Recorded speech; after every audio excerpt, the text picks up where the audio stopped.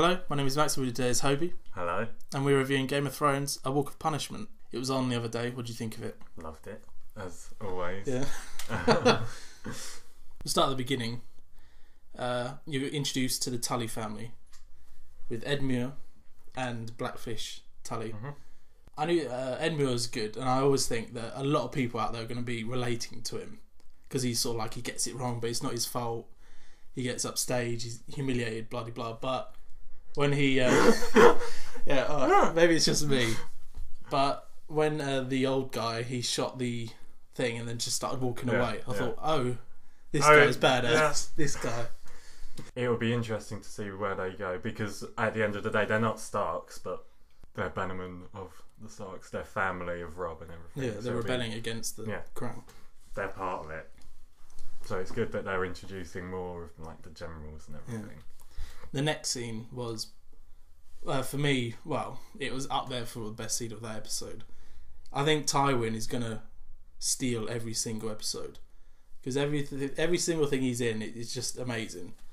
When he's just standing there and people are just crapping themselves. And obviously they sit down. It was interesting that Cersei sat next to him. No, definitely favourite scene. I know that's probably bad mouthing the others, considering that there isn't even really that much speech in it. But just it was such a power play. Just sitting down was an act of who's got the most power. Littlefinger sits closest, so then Cersei just moves the chair, and then that's again why I like Tyrion from this episode, because rather than trying to get close with other, he sits at the other head of the table position. Yeah. And I was like, But that's what was good about that scene, is that Cersei, she thinks she's at the head with her father, but she's not. She is like a secondary rubbish character, but she thinks she's good. Whereas Tyrion is rightfully at the other head of the table. The next scene is one of your favourites, with Pod losing his cherry, to use that word. I thought it was too long for one gag. Like it was a scene for one joke. Yeah. The joke was one scene, and I knew it was going to come and stuff like that. But yeah, I could tell you liked it. Yeah, well, not even for the obvious reasons, although they played a strong part. But like I said, it all adds to Tyrion's character and Bronn, and I love that team. They're my favourite tag team, as it were. Yeah. Theon, in this episode, he nearly gets abused. Because the thing about what's good about Game of Thrones is I know what's going to happen, but I was still thinking, is this going to happen? Is he going to get abused in it? And that's what's good about Game of Thrones, because you don't know. Even when you do know, you don't know. But what I like about it is that I always like a saviour coming in. I always love those scenes. So in series 2 when the Hound comes in and saves Sansa, that was one of my favourite scenes. And he guided that man. This boy came in and saved Theon, which was quite good. And then that guy called him a bastard, which is interesting. We'll move on to the Wildlings. What I found interesting is, because now this isn't mentioned in the books, but the White Walker doing dead sort of patterns. They leave all the bodies in patterns. I'm thinking what that is. I think they're cleverer than zombies, but what are they then? Are they like cult people? Yeah. Then we move on to the crows, who are going... I think I was going to ask you. I think for me, Craster is the most despicable character from mainly the TV show, because I can't think of many worse than him. I mean, obviously there are bad characters, like the Hound and all that. For the Mountain. Yeah, the readers, the Mountain's one of the worst. But I just hate. It's just the actor does well. Crazy, just creeps me out. The whole place just creeps me out. It's sort of damp and dirty, and there's pigs running around. It's just I'd hate to be there. Well, I did find it funny when he was saying, there's a lot of fat on you, piggy. And he was laughing. Then he had to leave. Yeah, we move on to Arya, and they... and the bannerless men. Yeah. The Hound. Everything he says is quite good. Yeah. I quite like him. But I wasn't moved, but I did like the bit when they left Hot Pie at the inn. Yeah, she made him some bread. But I mean, he was such a minor character anyway. Doesn't really... Yeah, we don't care about him yet. But what was interesting is, you know the bit with Stannis and Melisandre, the Red Witch? She hinted that...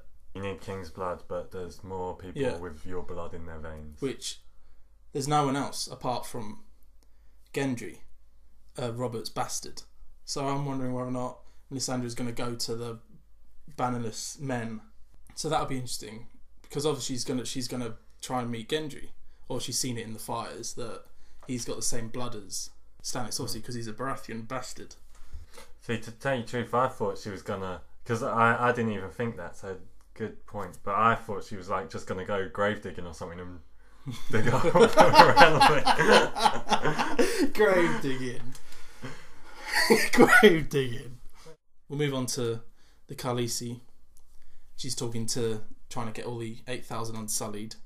And she makes a bargain. She's willing to sell one of her dragons. And you know when Jorah and Barristan say, what you doing? Yeah. No, don't. That's what exactly. I was like. Because I always see this is stupid, but my allegiance would be towards her. She's my favourite. I want her to be on the Iron Throne.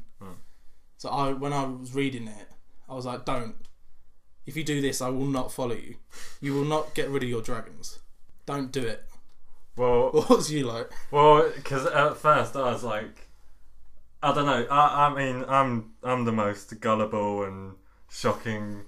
Not shocking. I'm the most, like I get easily shocked, and I'm like, what? A lot. So that's all I thought. I was like, Jesus, she must really want this army. But the thing I liked most about that scene though is when Jorah and Barristan Selmy sort of are like, what are you fucking doing? Sort of thing. And then after, she's like, you're here to advise. You dare tell me something in front of someone else again, you won't be here. I was like, Jesus. Because I love Jorah, And I was like, fuck me, right, be cool. You need to stick around.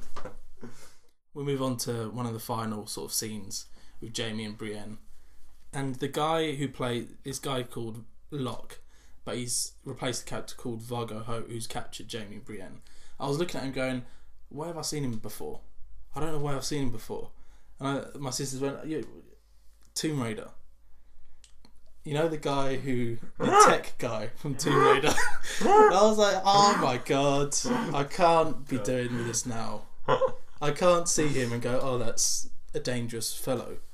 That's the guy from Tomb Raider who was locked in his little cabin. Just block it out. Just block it out of your mind. But yeah. And obviously there's a massive thing at the end where, spoilers, Jaime gets his hand cut off. That's massive implications for the rest of it. Because obviously he can't fight now. The whole point of his character, is, he was a great fighter. He was one of the best in the land. He's the king's guy. What the hell is he going to do now? I mean, he's said it himself. He had no, he's not really intelligent. He's not really clever. He's not really witty. All he had was fighting and Cersei. Dagger. Left-handed dagger. He's still got all his agility and all of that. He could still probably... But it's in his left hand. Do Walking Dead and put a sword on his stump.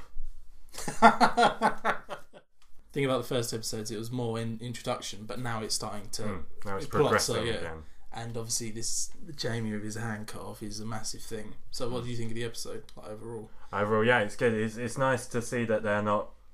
Like you said, it's no more introduction, now it's new stuff, as it were. My only sort of gripe is that, for me personally anyway, I think their time management isn't up my alley. They seem to be giving a lot of time for Theon. Like you said, they're stringing out Theon, and then all Khaleesi did was agree to buy him. She didn't actually buy him and stuff like that. It's obviously you can't do everything in one episode, but personally, I want to see some things more than what they're showing me. Yeah. Well, that was our review of Game of Thrones: The Walk of Punishment. I'd like to hear from you. So comment and subscribe to our videos. But from me and Hobie, thanks for watching.